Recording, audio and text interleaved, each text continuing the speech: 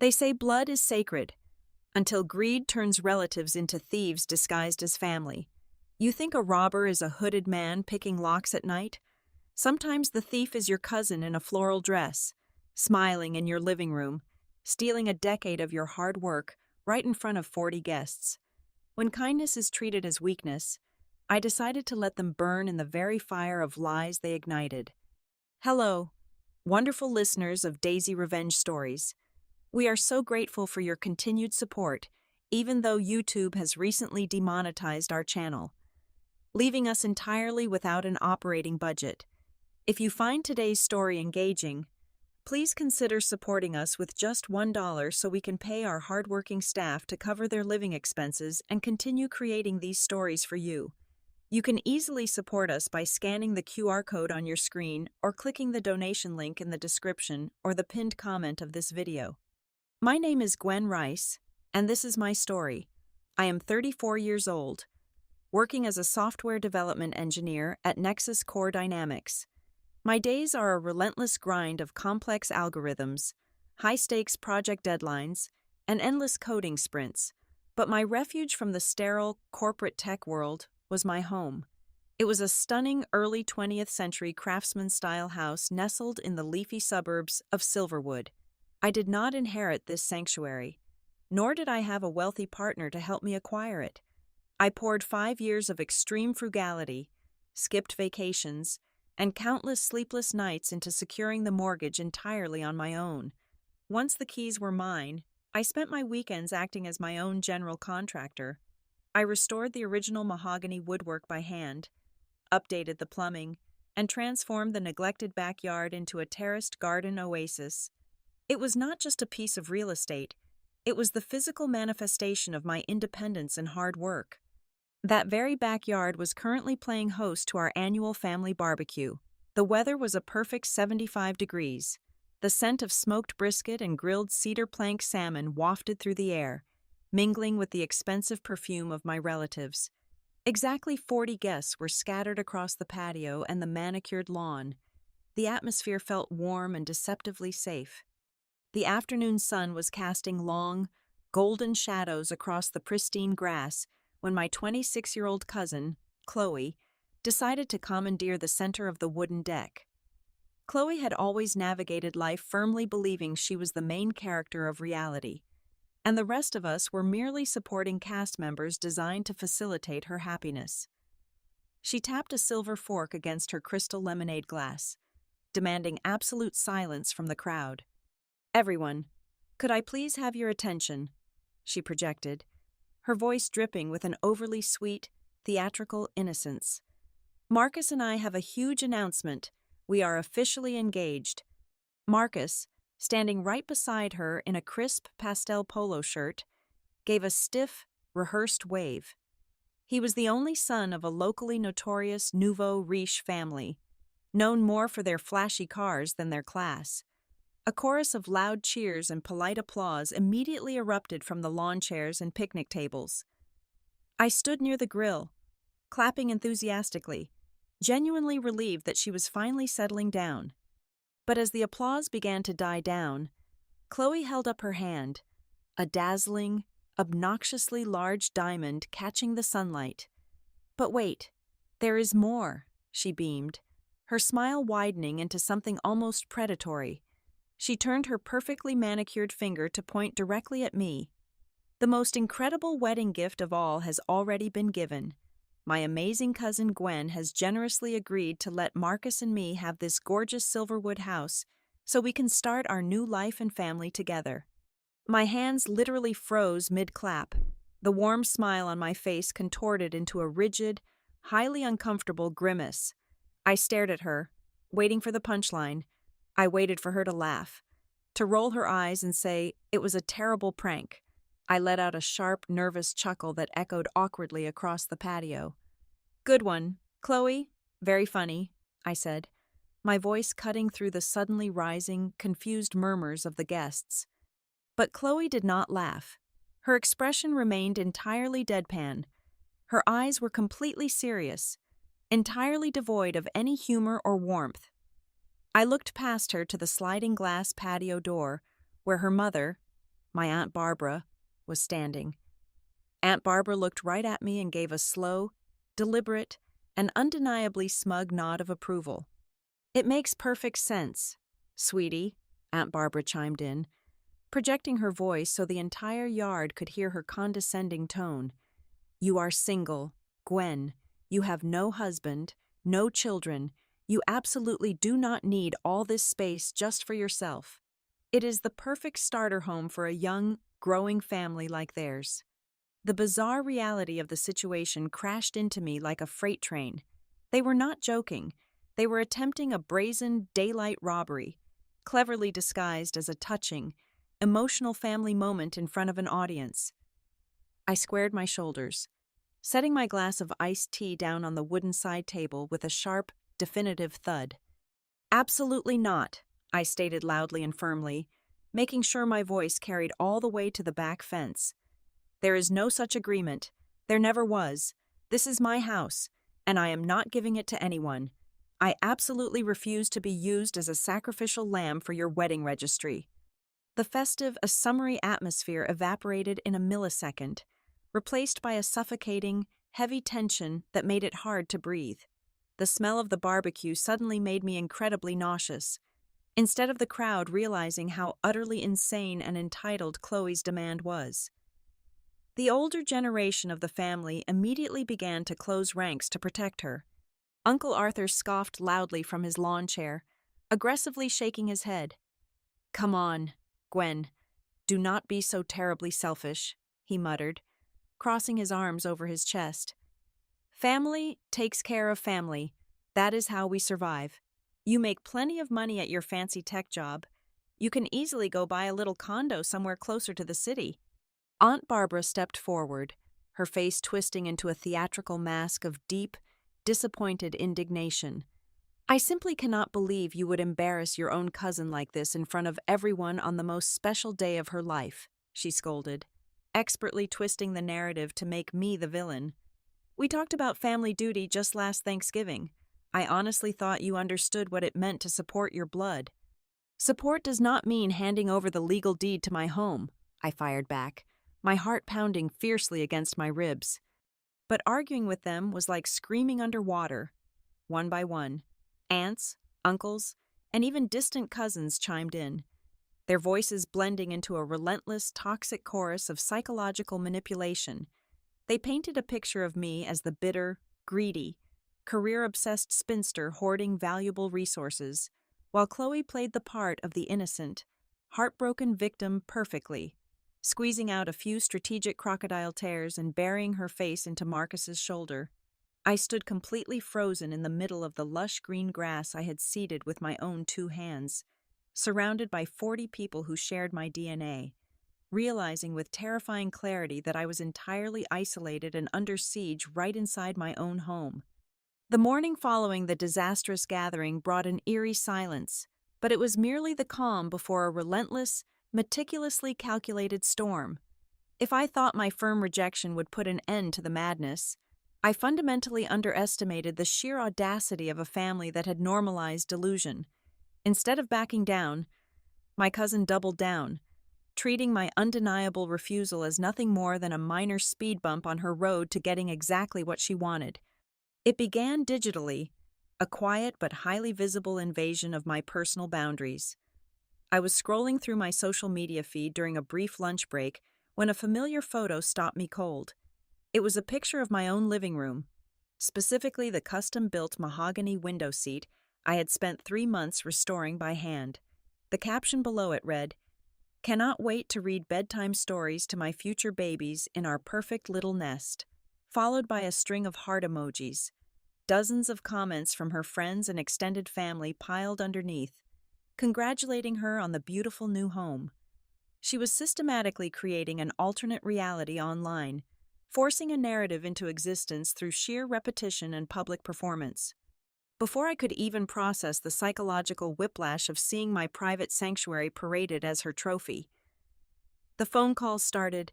They did not come from my cousin, but from her future in-laws. Marcus's mother, Eleanor, called me on a Tuesday evening. Her voice dripped with the kind of polished, condescending sweetness reserved for the incredibly wealthy speaking to the working class. "Hello, Gwen, dear," Eleanor purred through the receiver. "Marcus and Chloe told us all about your incredibly generous little sacrifice for their future. We just wanted to express our gratitude. Now, my husband's accountant needs to run some numbers before we finalize their renovation budget. Could you be a dear and forward us the most recent property tax statements? Oh, and how old is the roof? We simply cannot have the newlyweds dealing with water damage in their first year." My blood boiled. It was an invisible pressure tactic, a velvet glove wrapped around an iron fist. They were attempting to steamroll me with their financial authority, assuming I would simply submit to the momentum of their grand plans. I told Eleanor, in no uncertain terms, that the house was not changing hands and hung up, my hands trembling with suppressed rage. The invasion quickly transitioned from digital to physical. By the second week, my mailbox became a daily reminder of the heist happening right under my nose. Thick, glossy catalogs from high-end furniture boutiques and interior design firms began pouring in, but they were not addressed to me. The labels clearly read Chloe and Marcus, future residents, printed boldly above my address. Then came the heavy envelopes filled with expensive fabric swatches and samples for custom velvet drapes. Every piece of junk mail was a tiny territorial flag planted on my property. The absolute breaking point arrived on a rainy Thursday morning. I was in the middle of a critical, high-stakes online meeting with my engineering team, presenting a software patch we had spent 6 weeks developing. Right as I was sharing my screen, the loud, grinding noise of a heavy-duty diesel engine rattled my office windows. I muted my microphone and glanced outside. A massive commercial contractor truck had reversed aggressively into my driveway, crushing the edge of my carefully manicured hydrangeas. A burly man wearing a heavy leather tool belt and carrying a metal clipboard marched right up to my front porch. He did not even bother to knock. Instead, he cupped his hands around his face and pressed his nose against my front window, peering directly into my living room. I excused myself from the meeting, my heart hammering furiously, and threw open the front door. I demanded to know who he was and why he was trespassing on my property. The man barely blinked, looking down at his clipboard. "Yeah, I am looking for the owner. Chloe hired me. I am supposed to be taking structural measurements today. We are tearing down that load-bearing wall in the living room next month to give the kids an open-concept layout." A wave of pure, unadulterated fury washed over me. I ordered him off my property immediately, threatening to call the police for trespassing if his truck was not out of my driveway in exactly 60 seconds. The contractor threw his hands up in defense, muttered something under his breath about crazy families, and peeled out of the driveway, leaving deep, muddy tire tracks across my concrete. The second he was gone, I dialed Aunt Barbara. I did not yell. I kept my voice terrifyingly calm, warning her that if anyone else showed up at my house uninvited, I would press formal charges. Instead of an apology, I was met with a heavy sigh of exasperated disappointment.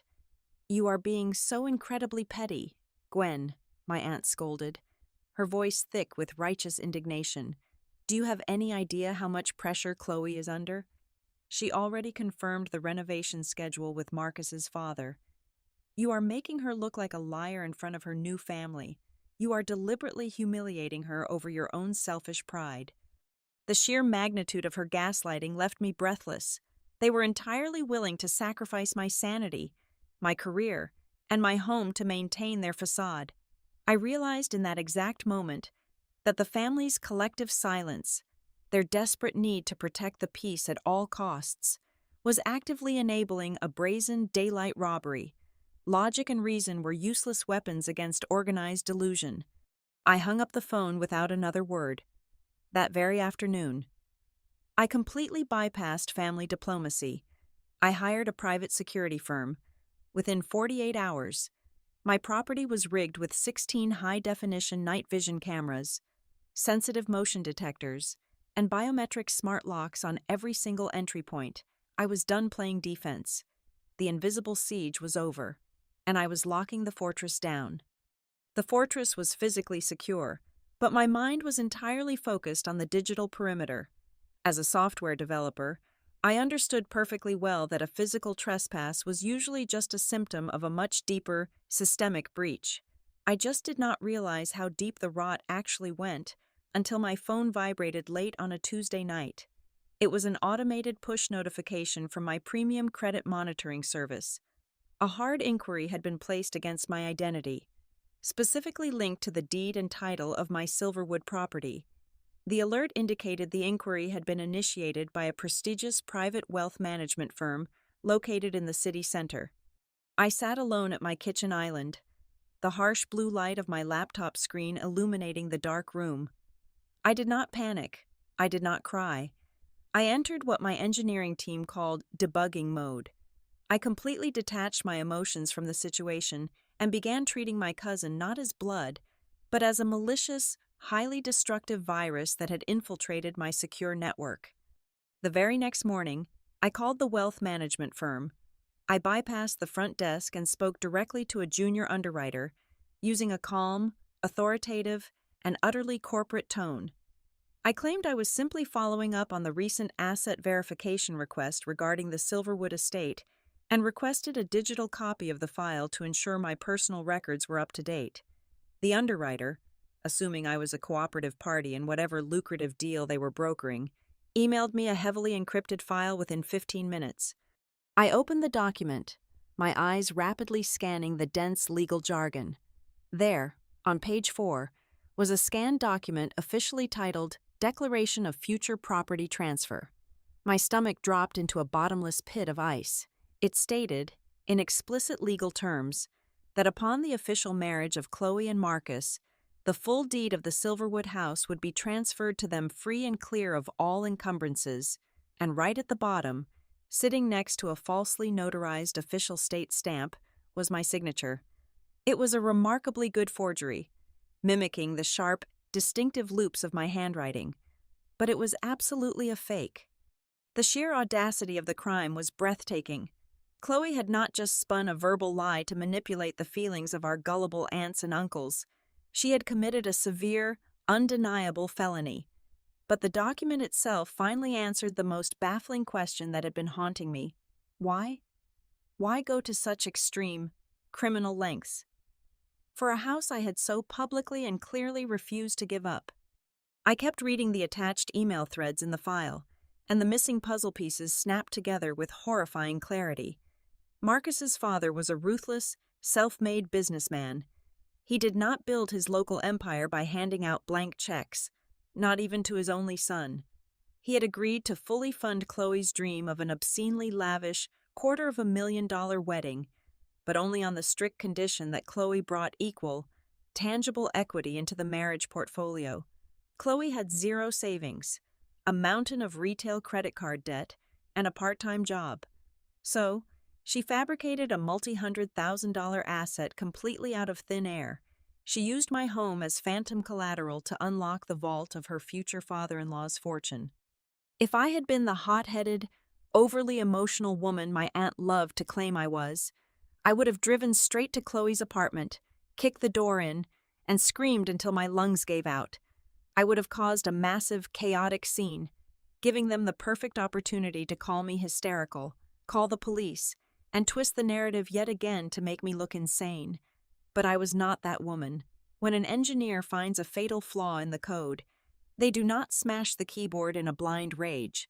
They write a silent, perfectly executed script to dismantle the system entirely from the inside out. I took an afternoon of personal leave and walked straight into the sleek, glass-paneled office of one of the most ruthless and expensive real estate attorneys in the state. I handed him the printed file, the fake transfer agreement, and a meticulously detailed timeline of the harassment.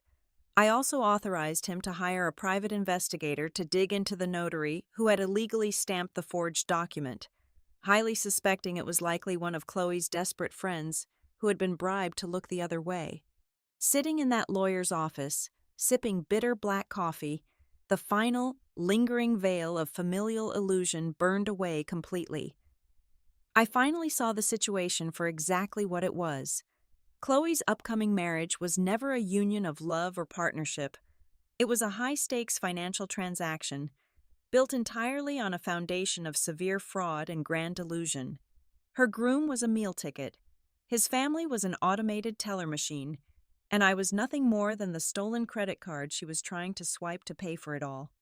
My lawyer, a sharp man with cold gray eyes, looked up from the forged signature and asked me what my ultimate goal was.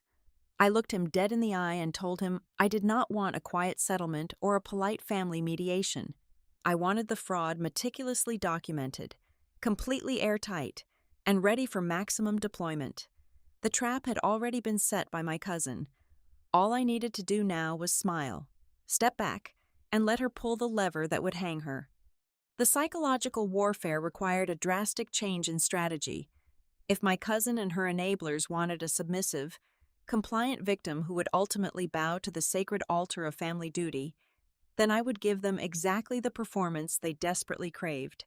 I sat on my living room sofa, staring at the contact name on my phone, and carefully crafted a text message dripping with manufactured defeat. "Chloe," I typed, forcing my thumbs to form the agonizingly fake words. "I have spent the last few days doing a lot of soul-searching. You and Aunt Barbara were right. Family affection and blood ties are more important than real estate. I was being stubborn and selfish. I want to do the right thing for your future. Let us make it official and hand over the paperwork properly." I hit send, feeling a dark, utterly cold sense of satisfaction wash over me. The bait was in the water, and knowing Chloe's insatiable ego, I knew she would swallow it whole, hook, line, and sinker. It took exactly 3 minutes for the phone to ring. I ignored it, letting it go to voicemail, preferring to let her marinate in her perceived victory.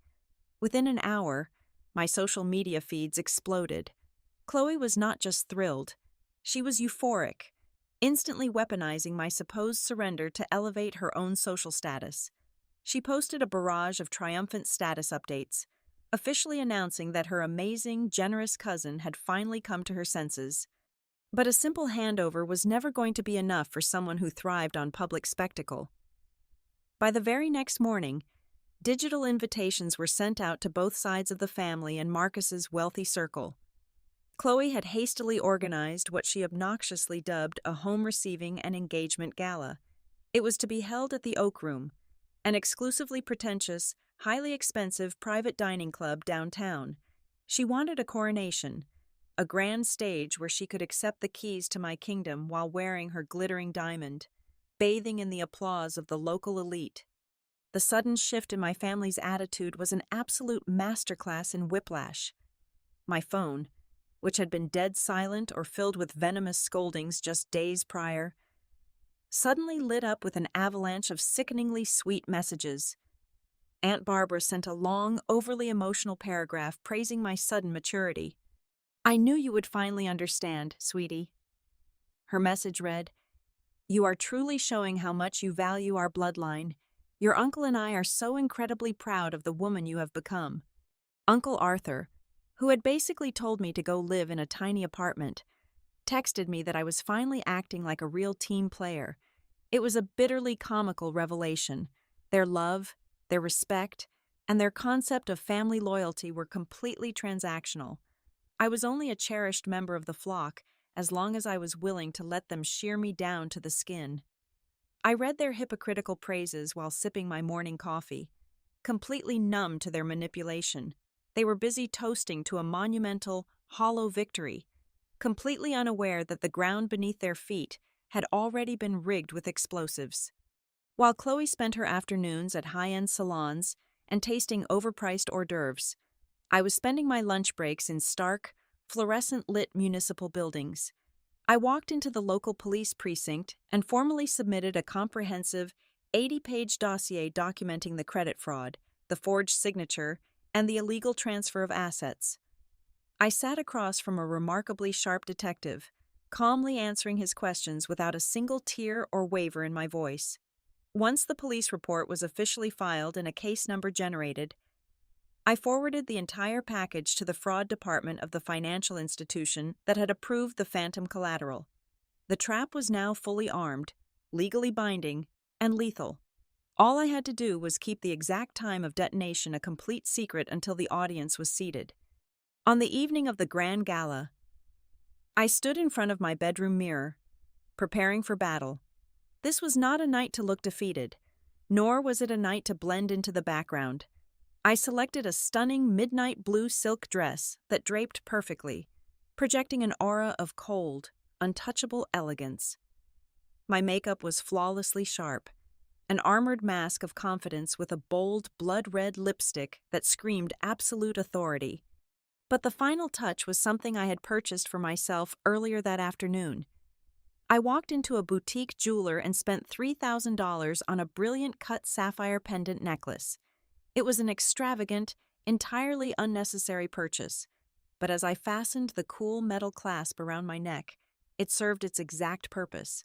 It was a tangible, heavy reminder resting against my collarbone that I was a successful, independent woman who generated her own wealth. I did not need a rich husband, and I certainly did not need the approval of a parasitic family. I slipped into my designer heels, the sharp click echoing against the mahogany floors of the house they thought they had stolen. I grabbed the sleek leather portfolio containing the real documents, took one last look at my immaculate reflection, and walked out the front door. The predator was fully dressed, and it was time to step straight into the tiger's den. The air inside the oak room was thick with the scent of expensive orchids and roasting prime rib. It was a space designed entirely to intimidate the middle class. Massive crystal chandeliers cast a warm, golden glow over the 50 or so guests mingling on the polished marble floor. A live string quartet played softly in the corner, their classical music barely masking the loud, boastful laughter of Marcus's relatives.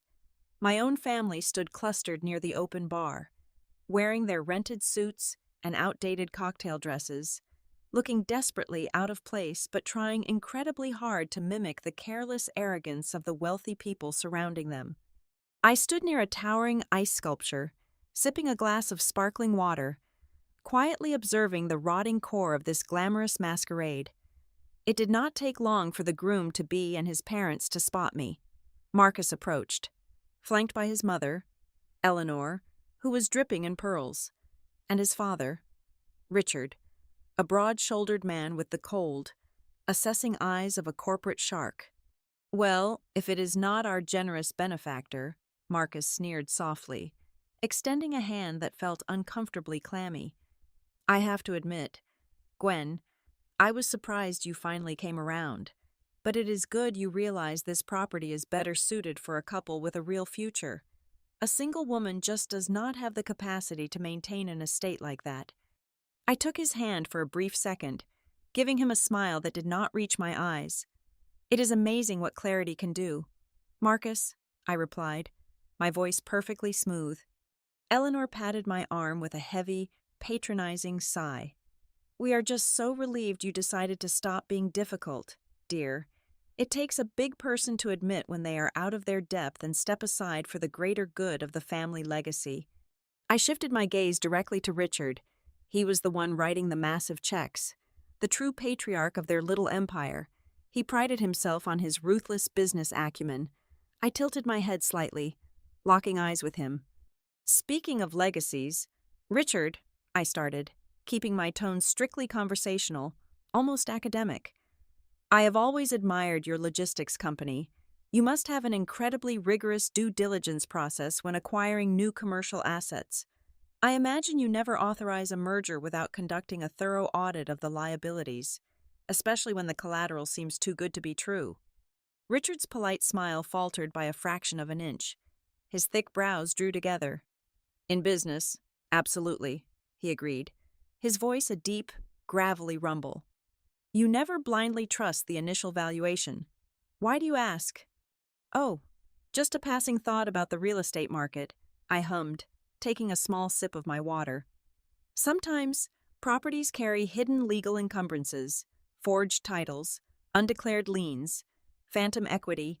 It is just fascinating how easily a massive financial investment can collapse if the foundational paperwork is entirely fraudulent. It makes you wonder how secure any verbal agreement really is before the ink dries on a legally binding, state-verified contract." I watched the exact moment the seed of doubt took root in his brain. Richard was not a stupid man. He did not build a multi-million-dollar empire by ignoring red flags.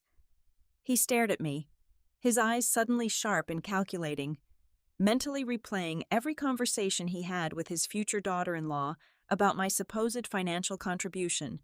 Before he could ask the pointed question hovering on his lips, a sharp, ringing sound echoed through the grand dining room. Chloe was standing on a slightly elevated dais at the front of the room, aggressively tapping a silver spoon against a crystal champagne flute. She was wearing a heavily beaded, floor-length ivory gown that looked entirely too bridal for a simple engagement dinner. She radiated a toxic level of triumph, soaking in the attention of every single person in the room like a sponge. "Family, friends, and esteemed guests," Chloe announced, her voice artificially amplified by the room's acoustics. "Tonight is not just about Marcus and me promising our lives to each other. Tonight is about family unity. It is about honoring the beautiful traditions of sacrifice and unconditional love." She paused, dramatically placing a hand over her heart. Aunt Barbara, standing in the front row, was already dabbing her dry eyes with a silk handkerchief. "My wonderful cousin, Gwen, has made the ultimate gesture of love," Chloe continued, gesturing widely toward where I stood. "She is officially handing over the keys and the deed to the Silverwood estate, providing the foundational cornerstone for our new family. Gwen, please, come up here and join us for the official handover." The room erupted into polite applause, the greedy, expectant stares of my aunts, uncles, and cousins locked onto me. They were waiting for me to shuffle forward with my head bowed, the defeated spinster surrendering her life's work to the golden child. I set my glass down on a passing waiter's tray. I adjusted the grip on the sleek, black leather portfolio tucked under my arm, and then I walked. I did not rush. I walked with the slow, deliberate, and terrifyingly calm cadence of an executioner ascending the scaffold. The sharp click of my designer heels echoed rhythmically against the marble floor, slicing right through the fading applause. My posture was rigid, my shoulders squared, and the heavy sapphire pendant rested boldly against my chest. Catching the light of the chandeliers, I held my head high, projecting an aura of absolute, crushing dominance that immediately sucked the oxygen out of the room. As I approached the steps of the dais, the triumphant smile plastered across Chloe's face began to physically deteriorate. Her perfectly outlined lips twitched. Her eyes darted down to the leather portfolio in my hands, then back up to my face. She expected a broken, humiliated woman. Instead, she was looking into the cold, dead eyes of an apex predator who had just locked the cage from the inside. For one fleeting, glorious second, before I even opened my mouth, I saw the raw, unmistakable flash of sheer panic ignite in my cousin's eyes. She suddenly knew, with terrifying certainty, that something was horribly wrong. I stepped fully onto the elevated platform, standing shoulder to shoulder with my cousin. Chloe eagerly reached out her hand, her manicured fingers practically vibrating with unrestrained greed. I did not hand her the sleek leather portfolio. Instead, I calmly unzipped the casing, reached inside, and pulled out a thick, heavy stack of crisp, white legal documents. I reached over and smoothly slid the microphone directly out of her trembling hand. "Thank you, Chloe," I said, my voice booming through the heavy speakers, echoing sharply off the crystal chandeliers and bouncing against the ornate walls of the dining room. "Thank you for gathering every single person we know to witness this exact moment. However, I am not here to hand over the deed to my home. I am here to publicly serve you with a formal cease and desist order, and to present the undeniable proof of your extensive, highly calculated financial fraud." The sprawling, noisy room went entirely, terrifyingly dead. You could literally hear the soft clinking of ice melting in the water glasses. "In my hand," I continued, holding the papers high so the bright lights caught the official legal seals, "is a verified copy of a forged declaration of future property transfer. This is the exact document Chloe submitted to her future father-in-law's private wealth management firm. It features my forged signature and an illegally purchased notary stamp. It was a desperate, criminal attempt to secure hundreds of thousands of dollars in funding for a lavish wedding, using a house she does not own, has never owned, and will never own. Chloe's face drained of all color, transforming into a sickly, chalky white. She stumbled backward, her designer heels catching on the edge of the dais, gasping for air like a fish thrown onto dry land. And just so everyone is completely clear on the timeline, I stated, my tone as cold and unyielding as solid ice. As of yesterday afternoon, an 80-page evidentiary dossier documenting this felony was officially handed over to the City Police Department's Fraud Division, as well as the bank's internal investigation team. There is no house. There is no phantom equity. There is only an active, severe criminal investigation. Absolute chaos erupted. The polite upper-crust veneer of the Oak Room shattered into a million jagged pieces. Richard, Marcus's father, moved with the terrifying speed and aggression of a corporate linebacker. He stormed up the short steps of the dais, his face flushed an angry, volatile crimson. He did not ask for permission. He violently snatched the stack of papers right out of my hand. His eyes darted furiously across the forged signatures, the fake stamps, and the official police report case numbers I had conveniently attached to the front page. The realization that his family, his pristine business reputation, had been severely compromised by a cheap scam artist completely broke his composure. "You lied to us!" Richard roared, turning his massive frame toward Chloe, his voice vibrating with pure, unfiltered rage. "You used my own accountants to process a fraudulent asset you tried to steal from my family using a fake property. We are entirely done here." Marcus, who had been standing frozen near the ice sculpture, suddenly realized the sheer magnitude of his public humiliation. He was surrounded by his elite, wealthy peers, entirely exposed as a gullible fool who was about to marry a desperate felon. He marched toward the stage, his face twisted in absolute disgust. "Do not ever contact me again," Marcus spat at Chloe. He reached into his pocket, pulled out the velvet box containing the matching wedding band, and violently hurled it onto the nearest dining table. "The wedding is permanently canceled. I refuse to be tied to a criminal. My lawyers will be sending you the bill for every single dollar we have spent on this circus." As the wealthy side of the room began to aggressively grab their coats and head for the exits, completely abandoning the sinking ship, my own family descended into pure panic. But Aunt Barbara, completely blinded by her own toxic delusion, chose violence. She charged up to the dais, her face contorted into a mask of pure, irrational hatred. She pointed a shaking, accusatory finger mere inches from my face. "You miserable, jealous witch," Aunt Barbara screamed, spit flying from her lips. "You set her up. You deliberately planned this to ruin her special day. You have completely destroyed my daughter's life over a stupid, selfish piece of real estate." I did not flinch. I did not back away. I simply reached into my small clutch purse and pulled out my smartphone. "I did not destroy her life, Barbara," I replied, my voice projecting clearly through the microphone I was still holding. "You did. My private investigator is incredibly thorough. He did not just find the corrupt notary you bribed, he also pulled the phone records. Would you like everyone left in this room to hear the exact moment you became an accessory to a felony?" I pressed play, holding the phone directly up to the microphone. The harsh, panicked audio of a recorded phone call blared through the speakers. It was undeniably Aunt Barbara's voice, speaking to Chloe just 3 weeks prior. "Just trace the signature. Chloe," the recorded voice of my aunt hissed through the speakers. "Gwen is too timid to ever check the bank records.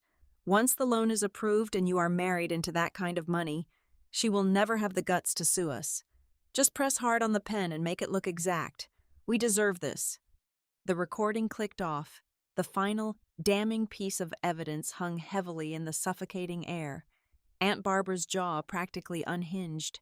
The furious, righteous indignation completely melted off her face, replaced by the sheer, paralyzing terror of a woman realizing she was going to prison. She collapsed against the nearest table, sobbing hysterically into her hands. while Chloe sank completely to the floor in her ruined, expensive white gown, wailing uncontrollably. I did not stay to watch them drown. I neatly placed the microphone on the podium, smoothed the fabric of my midnight blue dress, and turned my back on them forever. I walked out of the restaurant with my head held high, the cool night air hitting my face like a baptism. Behind me, the toxic, manipulative family that had tried to consume me was completely burning to the ground, entirely destroyed by the very fire they had so eagerly set. Exactly 1 year later, the world looked completely different. I was sitting on the custom-built mahogany window seat in my peaceful, fiercely protected Silverwood home.